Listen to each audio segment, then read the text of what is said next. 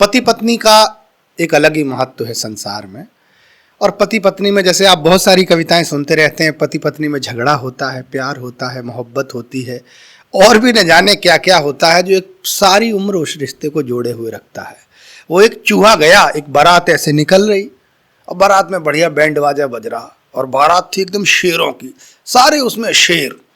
अब उधर से बारात निकली चौराहे से और सारे शेर एकदम कूद कूद के डांस कर रहे हैं। ऐसे में एक चूहे को ताव आ गया, चूहा कूदा और वो भी डांस करने लगा। आज मेरे यार की शादी है, आज मेरे यार की शादी, और चूहा पूरा भंगड़ा डाल रहा उसमें। एक शेर आया चूहे के पास, बोले इधर आ रे चूहे, तू शेर की शादी में डांस कर रहा है? तो चूहे ने गर्दन घुमाई, बोले बेटा शादी से पहले मैं भी शेर ही था, तो शादी के बाद आदमी चूहा हो ही जाता है। तो हमारा जो नरकंकाल कवि है, लोग कहते हैं शादी से पहले ये बहुत मोटे थे, पर शादी के बाद आदमी कैसा हो जाता है वो आइए नरकंकाल को देखकर आप खुद ही समझ जाएंगे। और उनकी बहुत अच्छी शानदार कविताएं आप सुनिए। मैं बुलाना चाह रहा हूं नरकंकाल। जैसे एक आदमी ने कहा कि मेरे पिताजी नाले में कूदते थे तो नदी से निकलते थे। दूसरे ने कहा मेरे पिताजी नदी में कूदते थे, हिंद महासागर से निकलते थे। नीरज पांडे ने कहा कि बस मेरे पिताजी टंकी में कूदते थे, टोटी से निकलते थे। तो बताओ कौन ज्यादा फेंक रहा? हाँ, तो अभी आपने वीर रस की कविताएं सुनी, आपने श्रृंगार सुना, प्यार मोहब्बत पे भाई गीत पढ़ के गए स्वयं, बहुत अच्छा लगा। अच्छा, हमारी चेसिस नहीं अलाउ करती कि हम प्यार मोहब्बत पे कुल लिखें।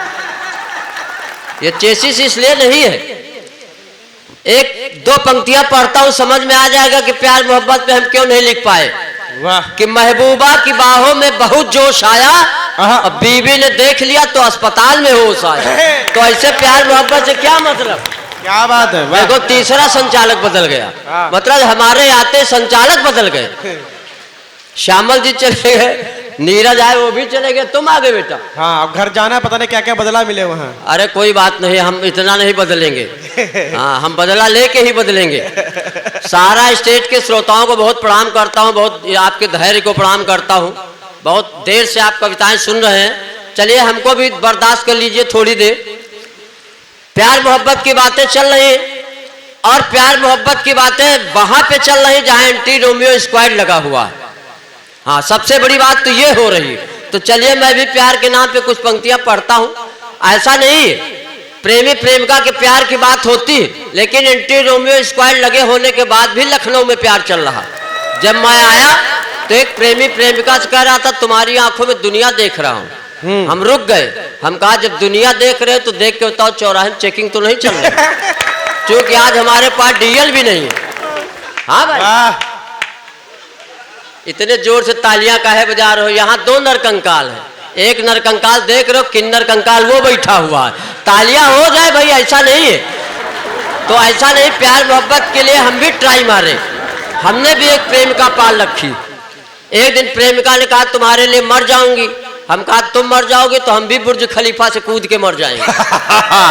उसने कहा तुम क्यों मर जाओगे? हम कहा तुम्हारे चक्कर में चौराहे में इतनी उधारी हो गई है कि जिंदा रहने से मर जाने ठीक नहीं। तो ये ऐसा नहीं है, प्यार मोहब्बत पे पढ़ा जा सकता है, लिखा जा सकता है। जा रहा बुलडोजर, उसकी फ्लाइट है, फ्लाइट है। अच्छा, भैंस कहाँ है, गोबर कहाँ है, बाबा जी कहाँ है, बुलडोजर कहाँ है? बताइए, ऐसा नहीं। योगी जी से हम बहुत प्रसन्न हैं। योगी जी ने बहुत अच्छे काम किए। योगी जी ने कई शहरों के नाम बदल दिए। जैसे उन्होंने इलाहाबाद का नाम प्रयागराज रख दिया, उन्होंने फैजाबाद का नाम अयोध्या रख दिया। हम कहा गुरु जब इतने नाम बदल रहे हो तो बापू आसाराम का नाम प्रेम चोपड़ा रखो, क्या दिक्कत है? कोई टेंशन नहीं। हमारे श्यामलदा है, अगर आपने तिरंगा पिक्चर देखी हो तो श्यामलदा का नाम बदल के प्रलयनाथ गोंडा स्वामी रखो। तालियां बजाओ, ही मत करो आप, ऐसा नहीं है। लेकिन चलिए, उनकी जगह भाभी जी सुन रही है, भाभी जी को विशेष प्रणाम करता हूँ। मात्र शक्तियां यहाँ पे अभी बैठी हुई, इनको प्रणाम करता हूँ। श्यामल दादा आपकी व्यवस्था में ही लगे हुए हैं। हमारी व्यवस्था में? चलिए कोई बात नहीं। तो हम भी यहाँ जो जितनी मात्र शक्तियां सबको नमन करता हूँ। माँ दुर्गे का दरबार सजा हुआ है। आपको तो, हम तो मनुष्य, देवी देवता तक आपको प्रणाम करते हैं। एक महिला ने भगवान शंकर की तपस्या किया, भगवान शंकर प्रकट हुए, महिला से कहा वरदान मांगो। महिला ने कहा ज्यादा नहीं 3 वरदान चाहिए। भगवान शंकर ने कहा लेकिन एक शर्त है, जितना तुमको मिलेगा उससे 10 गुना तुम्हारी सास को मिलेगा, मंजूर हो तो बताओ। तो महिला ने कहा प्रभु पहला वरदान दो, हमारे खाते में 1 करोड़ आ जाए। तो महिला के खाते में 1 करोड़, सास के खाते में 10 करोड़। महिला ने कहा मैं सबसे सुंदर हो जाऊं, सास विश्व सुंदरी हो गई। अब महिला ने सोचा जो मांग रही सब सास को जा रहा। महिला ने कहा प्रभु अंतिम वरदान, हमको हल्का सा हार्ट अटैक आ जाए। महिला को हल्का सा हार्ट अटैक आया, सास सीधे ऊपर। तब से दुर्गा जी त्रिशूल लेके उस आदमी को ढूंढ रहे जिसने कहा था महिलाओं को बुद्धि नहीं होती। हाँ तो हम तो भैया नवरात्र चल रहा, हम घर से ही पत्नी माता को प्रणाम करके चलते हैं। हाँ नव रूप वही देख लेते हैं। जब हमारी पत्नी भोजन परोसती है तो अन्नपूर्णा हो जाती, वही जब बच्चों को शिक्षा प्रदान करती है तो सरस्वती हो जाती, वही जब छोटी छोटी बचत करती है तो वो लक्ष्मी माँ हो जाती। लेकिन अगर वो गलती से प्रेमिका के साथ देख ले तो रणचंडी भी हो जाती। तो इतने रूप हैं, सब देखना पड़ता। जब हम घर से चले तो हमारी पत्नी ने कहा कि जान लखनऊ जा रहे हो। हम कहा जान क्यों बोलती, तो बोली जानवर कहने में लंबा हो रहा, थोड़ा शार्टे में कह रहे हैं। सही कहा। हमने कहा रानी ये सब ना कहो, तो बोली रानी को कहते हो। हम कहा नौकरानी कहने में भी लंबा हो रहा। हाथ से कहीं से निकाला जाता, तालियां बजाइए, हल्के में मत लो। हाथ से कहीं से भी निकाला। एक दिन पत्नी के साथ जा रहे थे, रास्ते में गधा मिला। पत्नी ने कहा देखो तुम्हारे रिश्तेदार खड़े। हमने कहा ससुर जी प्रणाम। वारे नरकंकाल। दादा ज्यादा मालाएं न पहनाना, मालाओं का वजन हमसे ज्यादा हो जाएगा। आप 22 साल पहले एक पहनी थी, दुर्गति को प्राप्त हो गए। अरे अब क्या है, इतनी मालाएं पहना के वीर गति को प्राप्त कराओगे। ये सब बहुत अच्छा लग रहा, बहुत अच्छा। आप लोग 2:30 बजे रात को 2:45 बजे कविताएं सुन रहे हैं। मैं वास्तव में सारा स्टेट के श्रोताओं को प्रणाम करता हूं। कई वर्षों बाद आना हुआ है, समय कम बचा है, इसलिए शॉर्ट टाइम निपटाते हैं। बहुत ज्यादा बहुत मैं समझता हूं आप लोग थक गए हैं, पक गए होंगे, लेकिन शॉर्ट में एक जगह क्या था, इंटरव्यू चल रहा था। तो एग्जामिनर ने कहा जो कम शब्द बोलेगा उसी का सिलेक्शन होगा। एक लड़का कानपुर का आया, उसने कहा श्रीमान जी अंदर आ सकता हूं। एग्जामिनर ने कहा शब्द और कम करो। एक लड़का उन्नाव का था, उसने कहा मैं आई कम इन सर। एग्जामिनर ने कहा तुम्हारे भी शब्द ज्यादा कम करो। एक लड़का यही सहारा स्टेट का था, उसने कहा घुसी। उसका सिलेक्शन हो गया। हाँ तो हल्के में न लो, बॉडी ने देखो, भावनाओं भी समझो। तो अब हम ये सोच रहे हैं कौन सा रस सुनाएं। भाई श्रृंगार हो गया, प्यार हो गया, वीर रस हो गया। लेकिन मेरा मन है, मैं समझता हूँ यहाँ पे अधिकांश श्रोता वीर रस को पसंद करते हैं जी। अब हमारे शरीर में हड्डियां हैं, हमने देश के नाम पे हड्डियां दान कर दी, और मोदी जी से कहा कि हमारी हड्डियों से देसी कट्टे बनाए जाएं। हाँ जो देश के दुश्मन उनको मारा जाए। ऐसा थोड़े, कोई कविता लिखने की जरूरत नहीं, देशभक्ति तो कहीं से भी आप। अभी मैं था एक कार्यक्रम में, एक आदमी हट्टा कट्टा भीख मांग रहा था। मैंने कहा हट्टे कट्टे हो, कैसे भीख मांगते हो, कैसे भारतीय हो? तो उसने कहा भारतीय नहीं हम पाकिस्तानी। तो हमने कहा यहाँ क्यों मांग रहे हो? तो बोला कहाँ मांगे? हम कहा अपने देश में मांगो। तो बोला वहां कहाँ मांगे, वहां सभी मांग रहे हैं। अच्छा है, अच्छा है। हमने कहा इमरान खान से मांगो। उसने कहा गौर से देखो हम वही हैं। वाह, लिखने की क्या जरूरत है, कोई कविता लिखने की जरूरत नहीं। बहुत अच्छे। चाइना हो, पाकिस्तान हो, कई लोग कहते हैं कि कोरोना चाइना से आया।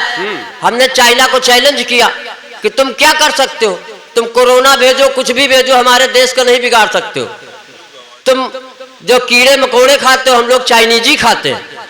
और चाइना तेरे पास है क्या? सिर्फ एक चाइना वाल। हमने कहा तुम्हारे पास चाइना वाल, हमारे देश में अग्रवाल, जायसवाल, मोदनवाल और सबका बाप केजरीवाल। तो जहां पे इतने वाल हो तो हमारे देश का क्या बिगाड़ सकते हो? कुछ नहीं बिगाड़ सकते हो। पाकिस्तान है, पाकिस्तान के लिए क्या कहें? पाकिस्तान के लिए एक टिप्पणी करता हूं। पाकिस्तान से कहा तुम्हारी औकात नहीं, कश्मीर ले लोगे।